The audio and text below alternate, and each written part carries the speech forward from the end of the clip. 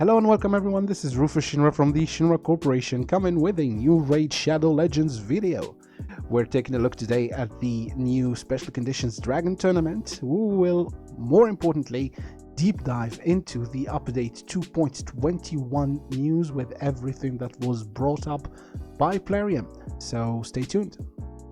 Alright, so first of all, before starting, again, thank you very much for your support. We've reached 500 subscribers, and that is awesome. Yet another milestone, and I've given away the Valkyrie account that I put so much time and love in. That's a free-to-play Valkyrie, Blood Gorge, tons of epics account, but don't worry, there are plenty more accounts to come with even more, let's say, appealing rosters. I will put a little teaser here to the right, to the left. Well, you will see it in the screen so that you would know. This will be the 1000 subscribers account, but we will be doing some more giveaways before that. I will publish a video dedicated to that, no worries. As far as the tournament goes, yeah, actually I didn't take a look at it yet, so I heard that the condition was that you would have to use champions from a single faction. So alright, so here's what I did. I came up with a thrifty little comp that is fairly accessible to players of all stages in the game and more targeted to cater to the needs of free-to-play. So if you're interested into doing that, you can take a look. So keep in mind that when I recorded that video, I didn't know yet that this would be a Dark Elves. I thought that it was going to be Lizardmen for some reason. So bear with me and take a look at that video, and right after that we will jump into the 2.21 highlights. Okay, so let's get on to the comp. Yeah, this is a carefully crafted comp, and basically the secret to it is to choose these specific 5 champions, Dracomorph, Dracomorph, Dracomorph, and Dracomorph. These can be accessed fairly easily if you have the right amount of luck. So let's go into the run. Yeah, they are champions that interact very well with each other, that kits complement each other, and as you can see here, the AI is intelligent enough so that if a Dracomorph uses a weaken and defense down, the other Dracomorphs will not use weaken and defense down, and instead will use poison or poison or poison or attack or attack or attack or attack, and this goes on for the first wave. So as a free-to-play, gearing your teams can be pretty difficult, but luckily when I thought of this comp, I had in mind the fact that if one of your Dracomorphs dies, then another Dracomorph, Dracomorph number 1, Dracomorph number 2, Dracomorph number 3, or Dracomorph number 4 can take over and can help you finish the run by casting poisons or poisons or poisons or poisons or poisons. And this run was particularly lucky because RNG was on our side, and we managed to land all the poisons on the dragon as well as a weaken and a defense down so that we could successfully complete it. Now I hope that you would like this comp, and be really appreciative to see it picking up in popularity and seeing more people use it all around. I'm not sure why this has not been thought of before, but yeah, and as you can see here, the gear is fairly accessible. This is pretty easy gear to get. You don't even need to level it all the way. You see I have a level 8, another level 8, another level 8, another level 8, another level 12, another level 12, and another level 12, and basically, yeah, so my advice to you, if you have 1, 2, 3, or 4, or even better 5 Dracomorphs, don't sleep on them and don't use them as chickens. Put them to good use. Wait for that next tournament with Lizardmen as a faction, and yeah, you can all profit from this strategy. And remember, this is where you heard it for the first time, and you're welcome. Okay, hope you liked that totally free-to-play guide, and before you guys start lining up in front of my door with pitchforks and torches, no, that is not my account. The footage was taken from Plutonium from Gods and Legend. Huge shout out to you, mate. And all I got to say is congratulations, and what the F is that kind of luck? I can't even. So yeah, he's a great guy all around. Despite the appearances, despite that kind of account, I love you, man. Nothing but love. So now moving on, we will dive into the Dragon Tournament, and I will let you know what I think about it. The idea is, well, bland to me, to be honest. I don't like it too much. Having a single faction tournament is okay, but please, Plarium, if you're listening, make it more worthwhile. The rewards here are nothing to write home about. They're no different than a regular tournament, so why should people go through the extra pain or extra effort to build a specific faction tournament and compete for it? And as you can see, my bracket here is proof enough. Usually the Dragon tournaments are fairly popular, but now only a few people are trying to seriously compete, and about how many people are not even trying. So from 37 and down, so about 63 people are not even interested and not putting up any effort. Yeah, so at least put some good guaranteed rewards, or put some really nice top reward for the people winning, or allow us to gain points even if we don't use champions from a single faction, and give extra points for people who use champions from that faction. Or better yet, have some better conditions, not single faction, have something pertaining to the look of the champion or to a specific part of his kit. I don't know, I'm not the one developing the game, you are, so come up with better ideas. Hey, again, the global tournament's top prize is one single Lego book, so even the whales and people who have giant rosters and extra powerful rosters who usually like to compete are not. So, and the points on the top for the top player are proof enough again. Nothing really to see here. You can use plenty of champions to get through Dragon if you're interested. With the Dark Elves, they have a lot of useful champions, but I won't even delve into it unless you're interested. So please leave your question in the comment section down below, and I'll make sure to get back to you, or join the Discord, because we are holding since there is so little interest in this tournament, I am holding in my Discord a competition for best clear with a team from the Dark Elves, and people have been submitting. The top prize is a free takeover. So if you're feeling competitive and want to do it just for the sake of seeing how good your Dark Elves team is, join the Discord, submit your times, and let's go. Plarium came with the Friday update with some big news. So let's start with the announcement that they made about Arena, and then we'll delve into the new champions and new features and update highlights for the 2.21. So what they basically said on Discord is the following. So they mentioned that they have been working on fixing Arena, and that people might have started to see that fix going on. They said that actually what we thought were bot teams that were starting to appear all throughout the different tiers, bronze, silver, and even in gold 4 and at the edge of platinum, were actually not bot teams, and they appeared as a result of the matchmaking algorithm misfiring and starting to spread those low-level teams across the board. So the fix that they're talking about is that the matchmaking now will not be done purely based on how many points the player has acquired, but they will, and the tiers, of course, they will also be based on the total power of the player, and another list of factors including level, etc. So my take on this is what we thought was the fix is not actually a fix. It's again another side effect of the server updates.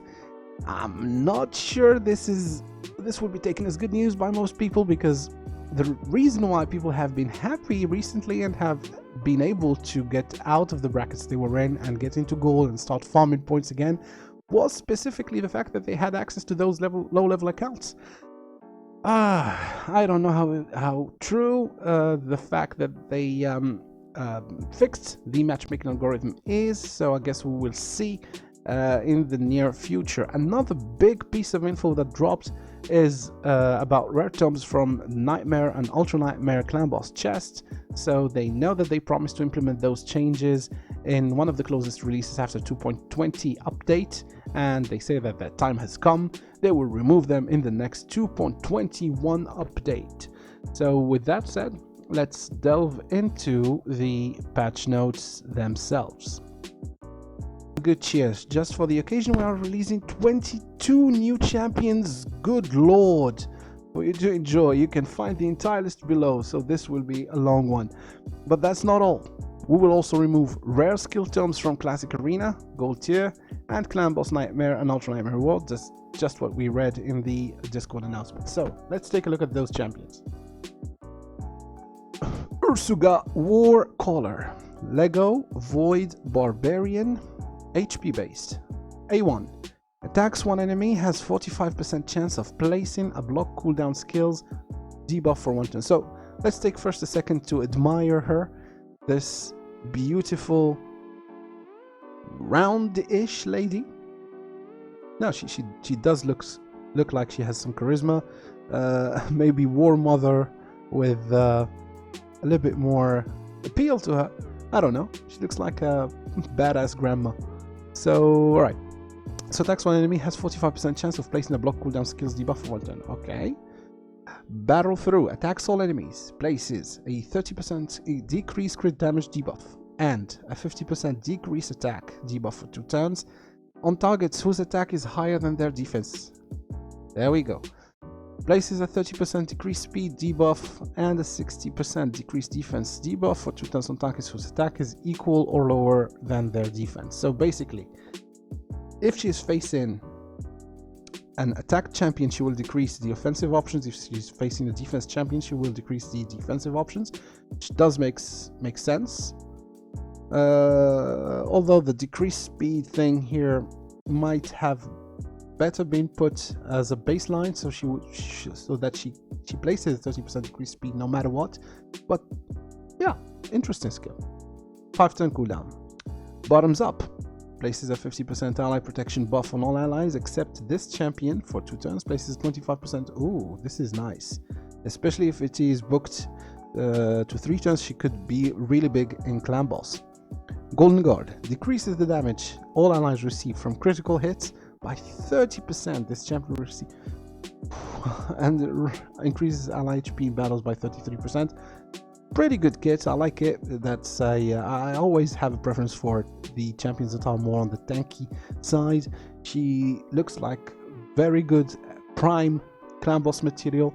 Also really strong for arena defense.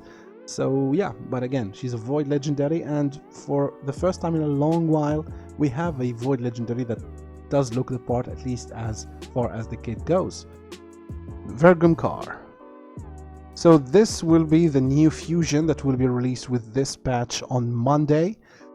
He's a lizard from the Spirit Affinity, and let's take a look at the kit. On his A1, he attacks one enemy, has 35% chance of placing a stun debuff for 1 turn, and the chance increases by 15% for each debuff on the target, so this could easily reach 100% if you have full debuffs on your enemies. Not so easy on Arena, but pretty easy in PvE. So yeah, this is standard A1, I'd say, for a legendary. Nothing too impressive.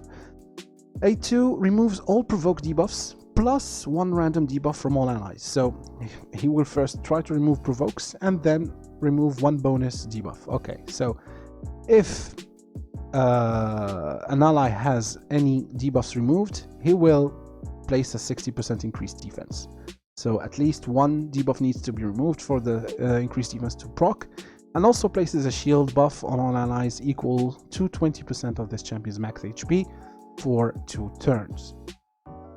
Alright, so pretty good attack, pretty good skill, can be used defensively in arena defenses, can be used probably a little bit in Clan Boss, not super value in Clan Boss because of the extra debuffs, as we will see, but can have some value in a defensive comp, also in an offensive comp if you would like to go with a tanky team. Crushing Trample attacks all enemies, so AoE removes 1 random buff from each enemy and has a 75% chance of removing 2 random buffs from each enemy. So 1 random buff removal is guaranteed. The 2 additional random buffs removal is subject to 75% chance. Hopefully this can be booked to 100%. This would make him great. Then places block heal for 3 turns on enemies who have 1 or more buffs removed. At least one buff needs to be removed so that the block heal can proc, and if 2 or more buffs are removed, he will place a 60% decreased defense, pretty much Madame Ceres' attack, but here the buff removal is a must, whereas Madame Ceres does not have this condition here as to whether or not she will place her decreased defense if buffs or if buffs are removed. So she will place the decreased defense and decreased attack no matter what.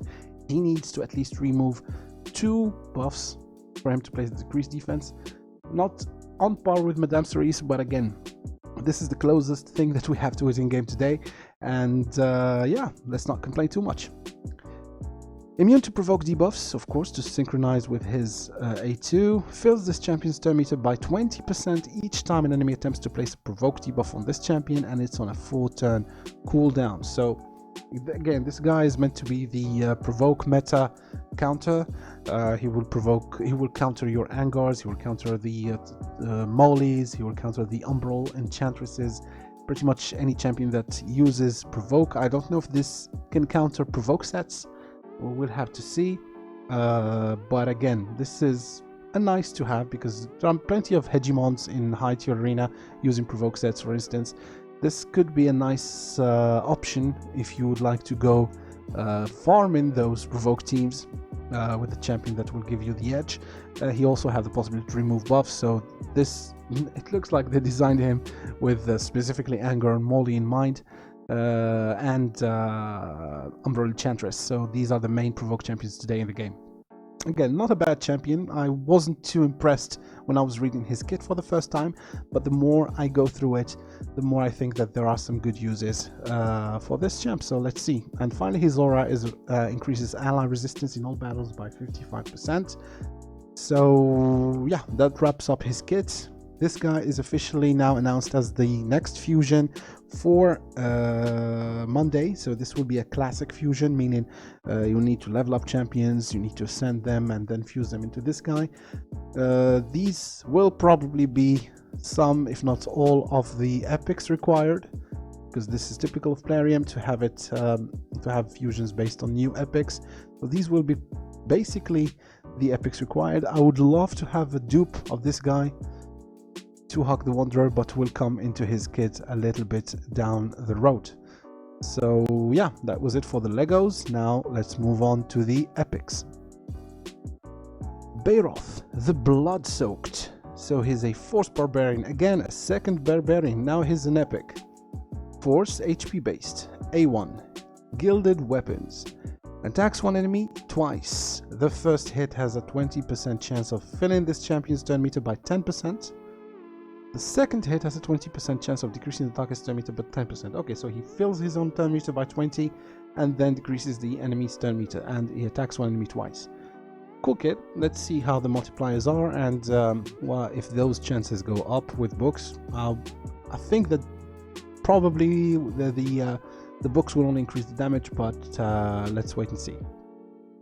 Splattering Hacks. Attacks one enemy twice. The first hit places a shield equal to 25% of the damage inflicted on all allies for 2 turns. The second hit heals all allies by 10% of the damage inflicted. So we're starting to see a kind of a theme running here. So he does one thing on his first hit and then does a complementary thing on his second hit. So first places a shield, 25% of the damage, so he has to have high multipliers here for this to be useful, and the second hit heals by 10%. All right, good addition to the faction wars team, especially if you don't have a Valkyrie.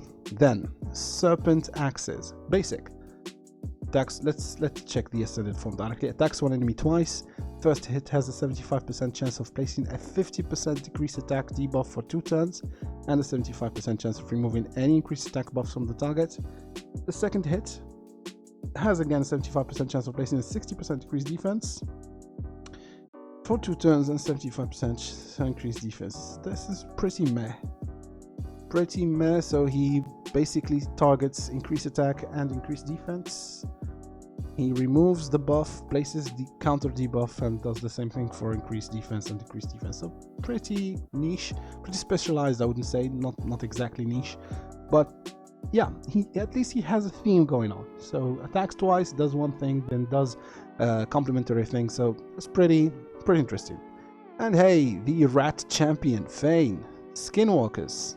Damn, I really would have wanted her to have her own faction, but again, yeah, I guess we can have it all. So epic champion, Spirit Affinity, attack champion. Exotic Blades attacks one enemy twice. Each hit has 35% chance of stealing 5% of the target's current turn meter. Okay, so you can steal up to 10%. Flowers Tears attacks one enemy, has 75% chance of placing 5% poison debuff and a 50% decreased attack debuff for 2 turns. Alright, so both poison and decreased attack. 4 turn cooldown. This needs books. Alright. Blowing Style attacks one enemy 3 times. The first hit has a 75% chance of placing a 60% decreased defense debuff for 3 turns. Second hit has a 75% chance of placing a weaken. Nice. The third hit heals this champion by 4% of her max HP for every debuff. Excellent. This looks very promising. Clan boss. The thing is, she's attack based, so I don't know how good her defense is, but looks really good. Looks really good as a clan boss champion specifically, or as a faction wars boss champion. Yeah, I like this champion, and also she looks like she's basically a gorgeous mouse looking champion or rat looking champion. So big shout out to the Rat Nation. We finally have our champion in game, guys. Yay. Bane, I'll remember that name. Now Kaden, epic dark elf, defense based, magic affinity. Halbert's Fall attacks one enemy, 15% chance of placing a provoke debuff for 1 turn. Okay. Shadow Sweep attacks all enemies. AoE has 75% chance of placing a 50% decrease attack debuff for 2 turns. So AoE decrease attack. Okay. Favor of the Chamber, basic, no, Ascended. Revives 2 random allies with 50% HP and places 60% decrease debuff for them. Pretty good. Pretty good revive here. There are not many revivers in the Dark Elves. There are a few, but not many, so good, specifically since he's defense based, so he can have his uses basically in faction wars or in the special tournaments. We could use a guy like this for our free-to-play teams, if you know what I mean. Hehe. Alright, moving on. Orcs. 2-Hawk the Wanderer. Epic, Void, attack based. Attacks one enemy, unfair fight, 2 times. Each hit has 30% chance of increasing the cooldown of one of the target's skills by 1 turn at random. Increases the cooldowns of all the target's skills by 1 turn instead if this champion has less than 50% HP when attacking on each hit. Dude, this is unfair. So basically, if you are at 50% or less HP and you attack an enemy, then you increase the cooldowns on all of their skills by 1 turn. It's like a mini warlord attack on his A1. That's powerful. I don't think there is anything like it now in the game. Let's go. This is not all. So, Whirl of Battle. Attacks all enemies, has 75% chance of placing 30% decreased speed debuff for 2 turns. Also places 30% increased speed buff on this champion for 2 turns. Heals this champion by 15% when the damage inflicted. Of the damage inflicted if they have less than 50% HP when attacking. So it's an AoE. I don't know if this can be booked or not, so he places his decreased speed and places increased speed on himself. Very good, and plus the heals. So nice, but again, this champion needs to be fighting at less than 50% HP to unlock his full potential. Clever Brutality. Attacks one enemy, steals 50% of the target's current turn meter. Good lord. Has 75% chance of placing a stun debuff for 2 turns, then steals 100% of the target's turn meter. Of course, if he has less than 50% HP, if he's close to dying, he'll say, no, you're the one that's gonna die, you're the one that's gonna give me your turn meter, you're gonna give me your speed, and your skills are going on cooldown. So Very dangerous guy, especially if you're using him paired with an unkillable champion or someone that can place something that allows him to play at low HP. So again, this could be a good candidate for frenzy sets, which are not used a lot. So plenty of potential here. Very fun looking kit at least. Passive. Decreases the damage taken by this champion by 20%, of course, when their HP drops below 60%. Good. Increases ally attack in all battles by 22%. So, really good passive that synergizes extremely well with his kit. So, this is a champion that makes sense. I don't know how this will prove to be in reality when we try to test him, but at least on paper, the synergies are cool. This is a fun champion to use. Let's see. Okay, so before moving any further, let's just wrap up what we just saw. So they say that it's not over until the fat lady sings. No disrespect to Ursuga Warcaller, but that's what was intended. I like the kit. Pretty good potential for clan boss and for arena defenses. She has the potential to be OP. Vergum Car, didn't really think much of him when I first saw him, but the more I read through the kit, the more I think that he could be a nice addition to the game. He definitely has his place and could have his uses. Baroth the Blood Soaked, nice, I would say. Nice, nothing too impressive, but the fact that he has a theme going on is cool. Fane, absolutely love her, absolutely love the design, and she definitely will be a big help in clan boss, specifically against bosses. Caden, nah, nothing. What does he do? He revives allies and places increased defense, which is nice for Dark Elves, but aside from that, nothing too special. This one has to be by far the most interesting kit out of the bunch. Nice interactions, nice synergies. Let's see how that works. Now, for the rest, they're talking about rares, and here's my 2-second description on all the new rares that are released. Chicken, chicken, chicken, chicken, chicken, chicken, chicken, chicken, chicken, chicken, chicken, chicken, chicken, chicken, chicken, only chicken, basically chicken. So they released 22 champions. Out of the 22, we have 1, 2, 3, 4, 5, 6 champions that are interesting, the epics and the legendaries, and 16 pieces of chicken that will take up vault space or will be used in fusions. None of these are really interesting. Some of them can have uses, of course, but they're basically as bad as most of the rares in this game. Alright guys, so that will be it for today's video. Thank you very much for watching it, and let me know if you have any questions in the comment section below. If you'd like again to join our mini Dragon Tournament event, you can do so by joining the Discord. And the prize is a free takeover for the best time on Dragon 20 with a Dark Elves team.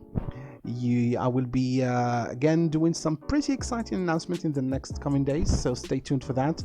And you can also catch me in the Saffron Man's podcast starting tomorrow on his stream channel. I will link it down below. It's starting tomorrow at 3 p.m. UK time. Alright, so that was it for this episode. Thank you very much, and Rufus Shinra signing out.